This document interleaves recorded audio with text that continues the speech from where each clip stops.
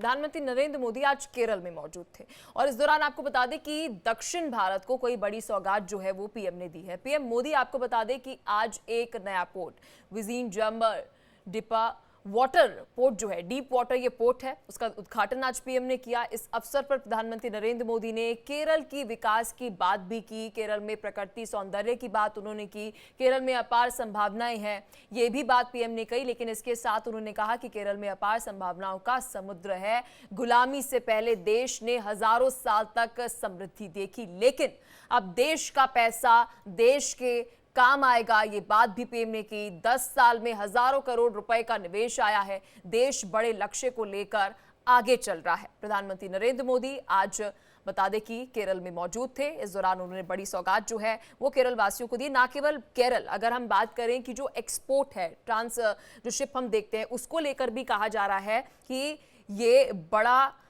Infrastructure जो है वो रहेगा। इस दौरान बड़ी महत्वपूर्ण बात ये हो जाती है जब प्रधानमंत्री नरेंद्र मोदी केरल पहुंचे, वहां पर उनका स्वागत करने के लिए केरल के सीएम तो मौजूद थे, लेकिन साथ साथ कांग्रेस नेता शशि थरूर भी वहां पर मौजूद थे।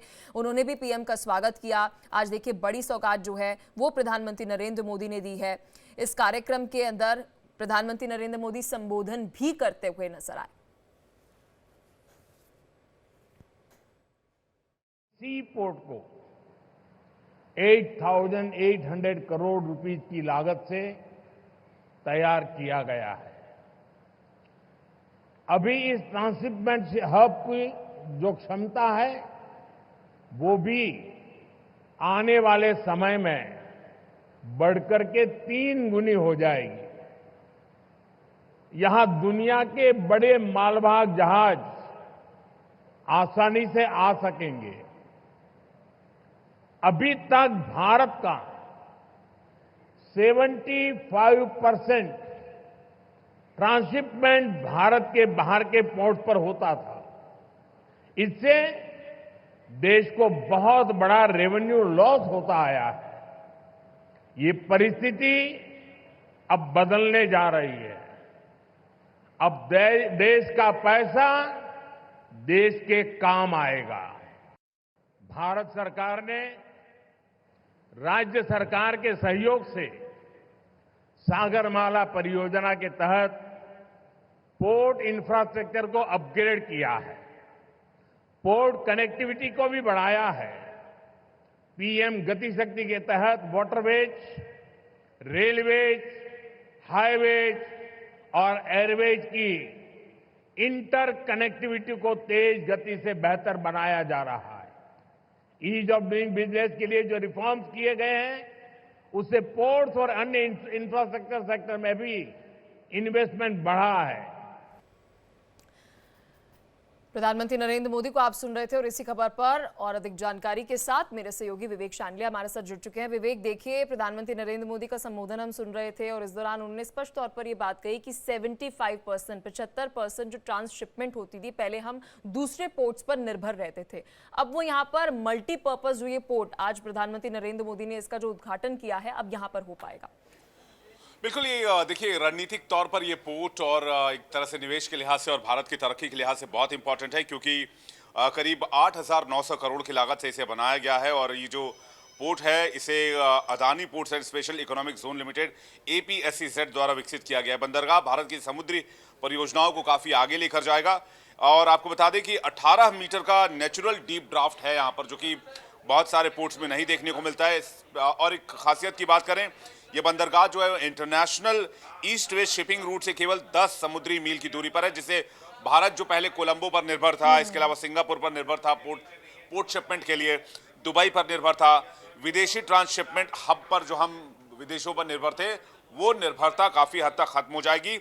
और ये जो 18 मीटर का प्राकृतिक डीप ड्राफ्ट जो है वो बिना बड़े स्तर की ड्रेजिंग के बड़े बड़े जहाजों को पोर्ट तक पहुंचने में मदद करेगा। यानी कि बहुत आपको बड़े ड्रेजिंग नहीं चाहिए उसके लिए, यानी कि बहुत जो इंफ्रास्ट्रक्चर उन्नत करने की आवश्यकता पड़ती है, क्योंकि जहां डीप डाइव नहीं होता है वहां पर आपको वैसी डाइव बनानी पड़ती हैं और उसकी वजह से बहुत सारा और लागत बढ़ जाता है। इसके अलावा 30 से 40% जो लॉजिस्टिक लागत है उसमें कमी आ जाएगी और 75% जो ट्रांसशिपमेंट है वो केरल में शिफ्ट हो जाएगा, भारत में शिफ्ट हो जाएगा।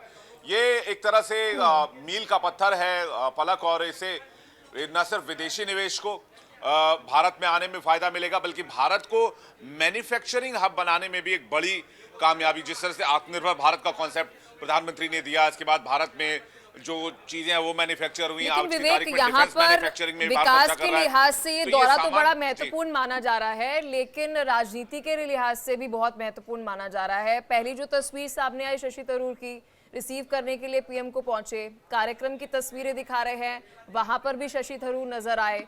ये बढ़ती नजदीकियां पहले बीजेपी के लिए थी, अब पीएम मोदी के साथ भी नजर आ रही हैं, और प्रधानमंत्री नरेंद्र मोदी ने संबोधन में भी जिक्र कर दिया कि शशि थरूर जी यहाँ पर बैठे हुए हैं, कुछ राजनीतिक दलों की नींदें उड़ने वाली हैं।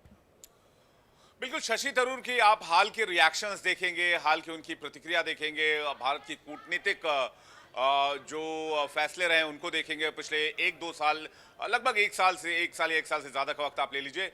शशि थरूर सॉफ्ट नजर आए हैं बीजेपी के लिए, या फिर उन्होंने कई बार सरकार की तारीफ की, कई बार कूटनीतिक कदमों की तारीफ की, और आज तो वाकया ये हुआ कि दिल्ली एयरपोर्ट पर वो फंस गए थे, लेकिन बमुश्किल वो केरल पहुंचे, और केरल पहुंचकर प्रधानमंत्री को रिसीव भी किया, क्योंकि एक प्रोटोकॉल भी होता है, वो एमपी भी है वहां से, और वो रिसीव करने के लिए प्रधानमंत्री को गए थे।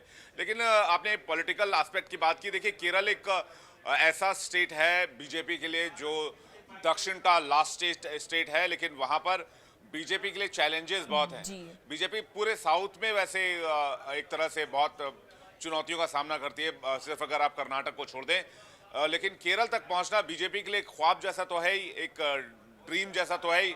और अगर शशि थरूर और बीजेपी के बीच करीबियां बढ़ रही हैं, और बीजेपी के लिए ग्रीन सिग्नल और शायद कुछ पार्टियों के लिए रेड सिग्नल। बहुत शुक्रिया विवेक, आपने विस्तार से इस खबर पर जानकारी दी।